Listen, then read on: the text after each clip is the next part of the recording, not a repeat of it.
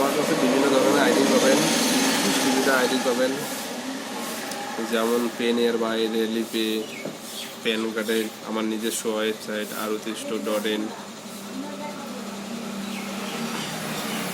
এখন কিন্তু আমরা দোকান ছাড়া কিন্তু আইডিগুলো দিচ্ছি না। যাদের দোকান আছে তারাই আমাকে কন্ট্যাক্ট করবেন, তাছাড়া কিন্তু আমরা আইডি বানিয়ে দেই না। আর অনেক যেমন প্রাইস মানি বা অনেক আইডি আছে তারা কিন্তু ফ্রিতে দেয়, ফ্রিতে দেওয়ার পরে কিন্তু তাদের পরিষেবাটা দেয় না।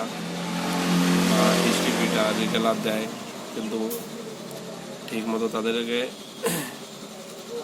পরিষেবাটা দিতে পারে না, বা কল করলে কল পাওয়া যায় না। কিন্তু আমাকে কল করলে আমি যতটা পাবো আমি আপনাদের সমস্যার সমাধান করে দেব। আমার কাছে যদি আইডি নেন, অন্য কারো কাছে আইডি নিলেও আমি সেটা চেষ্টা করে দিয়ে দিব, যে যতটা চেষ্টা করা যায় সলভ করা। কিন্তু আমার কাছে যদি আইডি না নেন, আমি নিজে দেখতে পারবো না। সেই জন্য আমার কাছে যারা আইডি নেবেন তাদের কিন্তু অবশ্যই আমি প্রবলেম সলভ করে দেবো। যেমন পেন এরা যদি মাইক্রো এটিএম কেউ নেয় তাদেরকে আমি একদম কম টাকায় দিয়ে দেবো, প্লাস আইডি ফ্রি দেবো মাইক্রো এটিএম নিলে।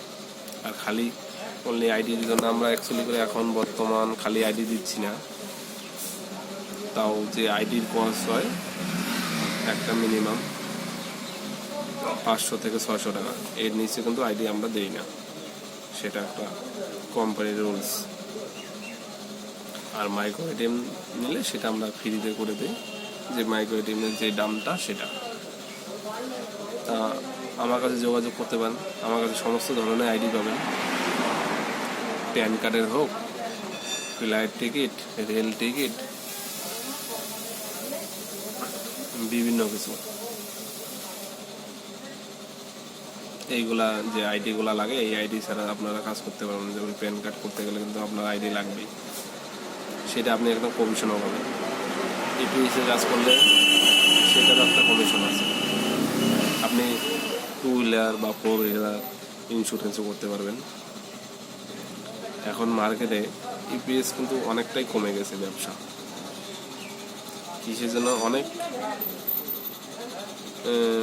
ব্যাংকই তাদের ইপিএস বন্ধ করে দিয়েছে, যেমন উত্তরবঙ্গ ক্ষেত্রীয় গ্রামীণ ব্যাংক, সেন্ট্রাল ব্যাংকও।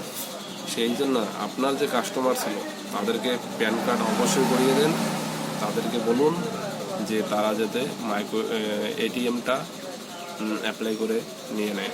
এটিএম যদি থাকে তাদের কাছে, তারা কিন্তু মাইক্রো এটিএম দিয়ে উইথড্রল করতে পারবে। তাই আপনার কাস্টমার আপনার কাছেই থাকলো, আপনি যত তাড়াতাড়ি মাইক্রো এটিএম ব্যবহার করুন। কি এর জন্য আজকে কিন্তু মাইক্রো এটিএম ছাড়া কিন্তু আপনি ব্যবসাটা চালিয়ে যেতে পারবেন না। ইপিএসের যে বর্তমান কিন্তু দিন দিন ইপিএসের পরিস্থিতি খারাপ, বারবার আঙুল দেওয়া সেটাও অনেকটা সময় লাগে। আপনার কাছে যদি মাইক্রো এটিএম থাকে চট করে কিন্তু আপনি টাকাটা তুলে দিতে পারবেন কাস্টমারকে। সেই জন্য বললাম, যারা মাইক্রো এটিএম নেবে আমার কাছে যোগাযোগ করতে পারবেন, আমি আপনাদের সমস্যার যে সমস্যা বলেন সেটা সলভ করে দেব। আর নতুন 2024-এ অনেক পরিবর্তন আসছে ব্যবসায়। বর্তমানে একটু ব্যবসা লুচে চলছে, কিন্তু তবুও কিন্তু আমাদের ব্যবসা চালিয়ে যেতে হবে। ব্যবসাটা হবে, অবশ্যই হবে, কিন্তু আপনার কাছে বিভিন্ন আইডি থাকলে আপনি কাস্টমারকে সার্ভিস দিতে পারবেন। নয় কিন্তু আপনার দোকানে কিন্তু কাস্টমার আসবে না, অটোমেটিক কমে যাবে। আপনি যেমন আপনার কাছে যদি পেনিয়ার আইডি থাকে, আপনি কাস্টমারকে বাইকের ইন্স্যুরেন্স, তারপরে 4 চাকা ইন্স্যুরেন্স করিয়ে দিতে পারবেন। তারপরে আপনি ইলেকট্রিক বিল দিতে পারবেন, মোবাইল রিচার্জ করতে পারবেন। মোবাইল রিচার্জের একটা ভালো কমিশন আছে।